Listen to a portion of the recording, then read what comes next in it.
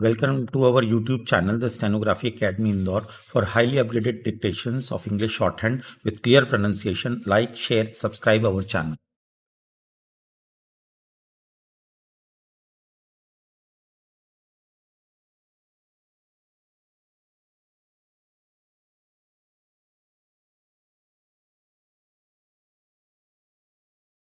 Transcription number 95, Kailash Chandra, 1000 words. Kindly be ready. You have 5 seconds left. Sir, the Honorable Minister has said that because this bill is of a complicated nature, he has come forward with this measure to extend the blanket cover that is to be given by another year. Sir, in my opinion, the bill as such is not complicated, but the government have made it more complicated by getting into certain things which, in my opinion, are certainly extraneous for the purpose of this bill. Sir, in the course of 1 year, this bill has come up before this House 3 times. This is the third time that this bill is coming up before the House. The Parent Bill was introduced in December 1983, and in less than 1 year, two amending bills were being moved before us. Even at the time when the Parent Bill was moved, it was suggested by several members, both on this side as well as on the other side of the house, that it is safe to enumerate in the bill itself by attaching a schedule to it to specify clearly provisions as to what would amount to an office of profit and what would not amount to an office of profit. It was then stated by the then honorable mover of the bill that it was not necessary to attach any schedule to the bill, and that the bill by itself, as moved, was comprehensive enough. Then, sir, certain difficulties were felt, and various members of this house as well as of the other house had addressed the Honorable Law Minister, then asking him whether their remaining in a particular committee would amount to an office of profit or not. Probably looking at the numerous letters that had been addressed to the Honorable Law Minister, he was in a dilemma as to what to do. He had come forward with an amending bill to extend the life till the end of December 1984. A committee was constituted to advise the Honorable Law Minister as to which offices would amount to offices of profit and which offices would not amount to offices of profit. Sir, I am told by one or two members who had served in that advisory committee that only during this session, they were summoned to meet. I would ask the Honorable Minister, Sir, this question: when it was such an important measure, what was the ministry doing from April 1984 till December 1984, accepting to come forward before the House with another amending bill of this nature?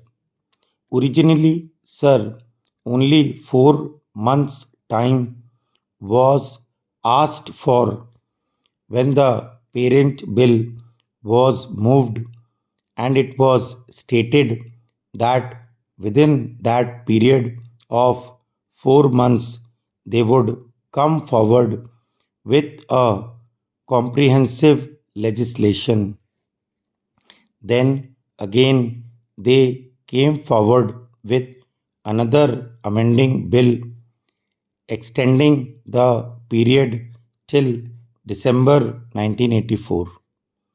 Now, between April and December, nothing has happened excepting that the advisory committee has been constituted, and it met once only just to recommend for extending the period by another 1 year.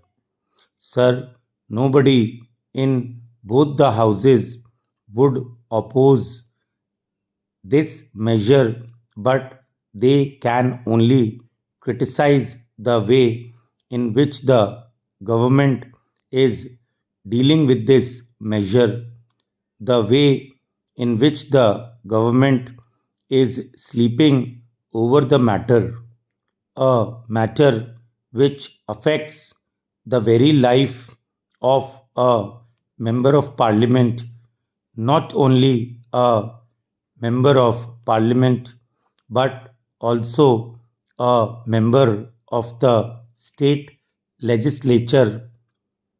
As the Honorable the Law Minister has pointed out, Article 102 of our Constitution does not define what is an office of profit except to say that a ministership or a deputy ministership or even a parliamentary secretaryship, and by a later amendment even a whip of the Congress party would not amount to an office of profit. Only a few instances are specified as to which offices would not amount to an office of profit. Then, sir, complications had arisen even when the original bill was moved into introducing statutory committees and advisory committees. What a statutory committee was, or what an advisory committee was not at all defined in the parent bill. So, doubts had arisen in the minds of various members as to what would amount to a statutory committee or what would amount to an advisory committee, or even whether a vice chancellorship of a university to which are attached certain privileges like the appointment of so many persons and all that was defined as not an office of profit, and the Honorable the Law Minister was not able to say what office would amount to an office of profit, what would amount to a statutory committee, or what would amount to an advisory committee. Sir, I have only to point out that an important measure such as this, which affects the very existence of the members of parliament, should have been given a very high priority in the matter of legislation. On the contrary, not much attention was given to this. The committee met only once, and even then, nothing seems to have happened in that committee. Sir, before the matter goes to a court of law for the judges and for the lawyers to interpret what would amount to an office of profit, it is better that the Honorable the Law Minister brings forward in the coming budget session a comprehensive bill which will specify in its schedules what are offices of profit. The schedules may be of a positive character or of a negative character. The schedules might say that the holders of such and such offices would not be disqualified from being members of parliament or members of state legislatures, or the schedules might say in a negative way that such and such offices are offices of profit, so that the members of parliament and members of the state legislatures would know whether to accept an office and whether they would be disqualified by accepting a certain office.